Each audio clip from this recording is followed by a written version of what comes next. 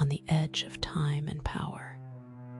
A hidden world awaits, steeped in secrets and intrigue. The gates of Topkapi Palace stand, ancient and imposing, guarding tales of the imperial harem. A realm where silence step into a realm where whispers float like shadows. The sound of water echoes in marble basins as light dances through sapphire-stained glass. Each step taken here reverberates with centuries of secrets. Close your eyes and let the modern world fade away.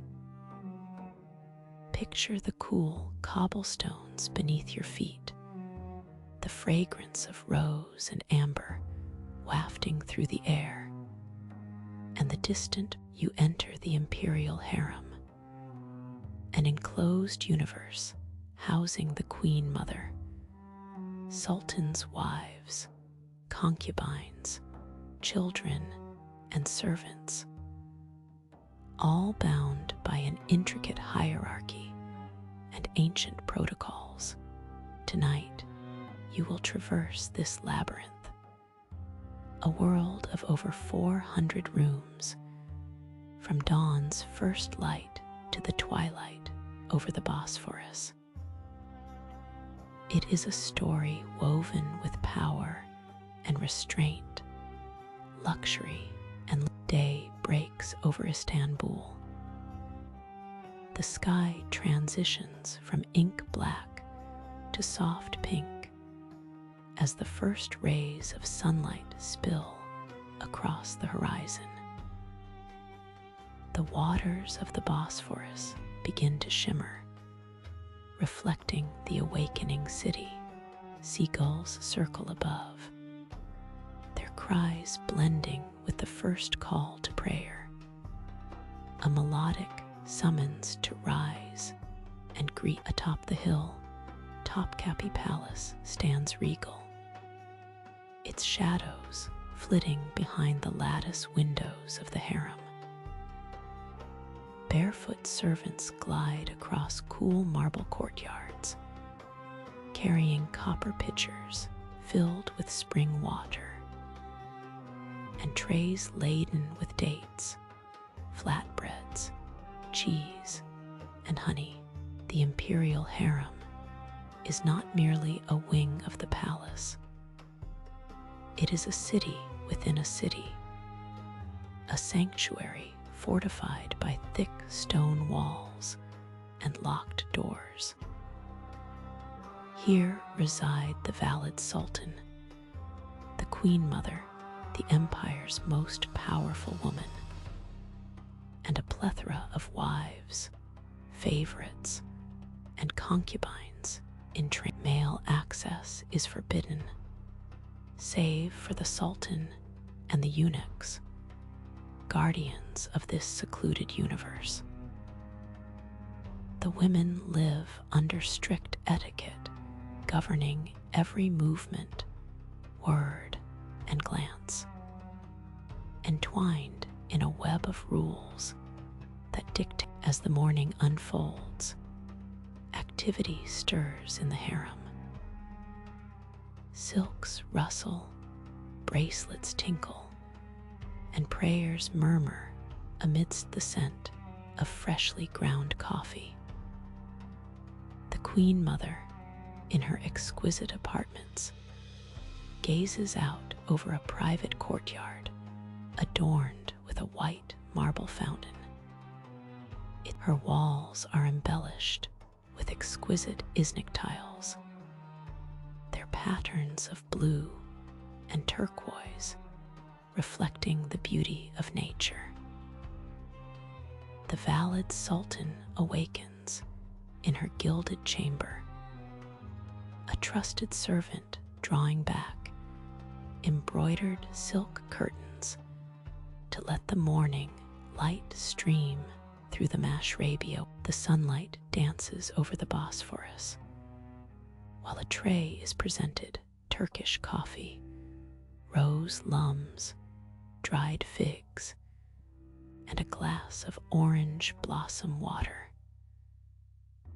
The valid sultan savors her meal in silence, a servant gently combing and braiding her long graying. Soon, the daily ritual of audiences begins. Eunuchs deliver folded messages sealed with wax, requests from the women of the harem. A concubine seeks permission to visit her ailing sister, while another requests a dowry to marry a servant. The mistress of the girls' school reports on her students' progress. The valid sultan reads, reflects, and dictates her responses. Her voice, soft yet authoritative, carries the weight of every decision. She is the arbiter of the harem, the protector of its women, and a political advisor to her son, the sultan. This morning, she also writes a letter to the Grand Vizier, proposing a new public fountain in a needy neighborhood, one of her many charitable endeavors. The great valid sultans of history have left their mark on Istanbul through mosques, schools, and hospitals. After the audience, she retreats to her private oratory, a small chamber facing Mecca. There, she kneels on a deep red prayer rug, sandalwood incense wafting gently as she murmurs verses of prayer in a sunlit room overlooking a garden of roses. And Jasmine, young concubines gather for daily lessons. These girls, hailing from across the empire, from the Caucasus, Russia, Greece, and Hungary, have been brought to the palace, dressed in vibrant cotton dresses and light scarves. Their faces display a mix of apprehension, hope, and resignation. They learn the arts that will make them worthy of the imperial palace. A strict yet kind mistress imparts knowledge of reading and writing in Ottoman. A complex tapestry. The girls practice their letters on slates, reciting sounds and memorizing classical poems. In a corner, a musician tunes an oud, the round-bellied lute. Ready to guide them through melodies, a dancer teaches them graceful movements, their arms rising like branches, hands turning like leaves in the wind. Etiquette lessons follow, instructing them on how to bow before the valid sultan, serve coffee, and walk silently. Eyes lowered, the most talented receive rewards, a silk ribbon, a modest jewel, or a coveted place at the valid's table.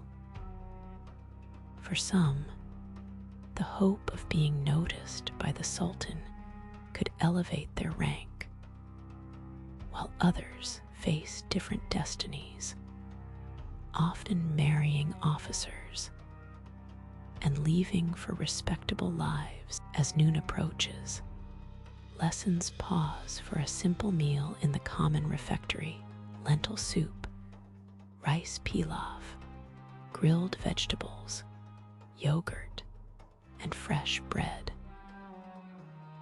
Silence reigns, the rules in. Deeper within the harem's labyrinth lies the private quarters of the favorites, adorned with luxurious decor, ceilings painted in gold and lapis lazuli, walls inlaid with mother of pearl, and cushions of silk in one chamber. Aisha, a favorite at 24, gazes through the mashrabia, her heart heavy. Having given birth to a prince 3 years prior, she has enjoyed privilege, but has not seen the Sultan in 6 long. Distractedly, she picks at a tray of fruit, pomegranates, grapes, and watermelon, while leafing through an illuminated manuscript of Persian poetry that speaks of love. Next door, Fatma, another favorite, embraces pragmatism. She plays chess, having learned to wield her influence through alliances and the patronage of powerful eunuchs, building a future for her children amid the palace's competitive atmosphere. Conversations between the favorites flow between camaraderie and rivalry. Each shares the same constraints and fears, but the quest for the Sultan's favor looms large.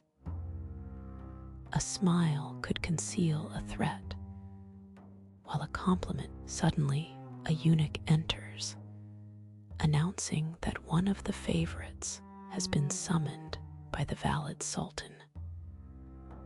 A hush descends, tension brimming. Is it an honor or a warning? The Queen Mother's power is absolute.